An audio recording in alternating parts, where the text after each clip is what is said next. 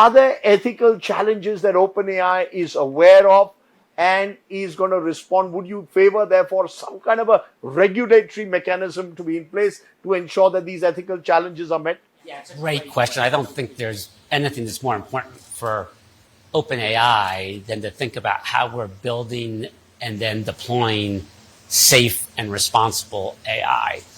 And so, one of the issues that we've really been pushing, is the effort to develop, in effect, global standards. We work with something that used to be called the AI Safety Institute in the US. Its name has evolved, but there's one in the UK. You're seeing ones emerge in places like Japan and other parts of the world. And those safety institutes are increasingly beginning to adopt similar standards, right? And we do think that if you look at that, you could get a variety of these safety institutes around the world that in effect start to create those global standards. So that's point one. We do strongly believe that. We have that built into our systems, actually from the ground up, but we do think that more broadly the world does need and will benefit from some of those global standards. Point two, and we just announced this recently, we think one of the most important areas is really to focus on kids' safety. This technology is enormously powerful in helping kids learn.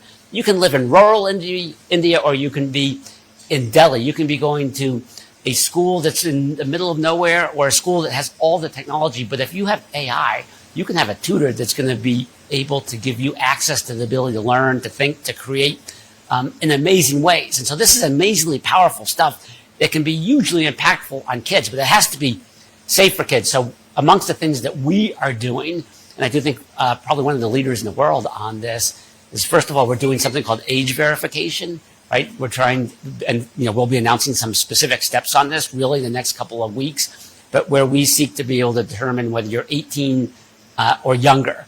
If you're under 18, you get moved to an under 18 model, which is specifically designed for kids. We build in parental control tools, so a parent can actually adjust the settings to impact how much time a kid spends on it, to determine whether they want the system to have a memory of what that child has done, to be able to make sure that there's nothing called children's companion bots, which are some of the things that have caused some of those issues out there. So we do think that the children's safety piece is really important. We do think adults should have the freedom to use this in the way an adult can, but kids, their brains are still evolving and developing, and it's really important that you have safe systems for those kids. And I think the third piece of this is, and that you both have raised this in different forms in this conversation, is beginning to make sure that the systems that you're building when you're going into a particular country, are localized to really serve the customs, cultures, backgrounds, context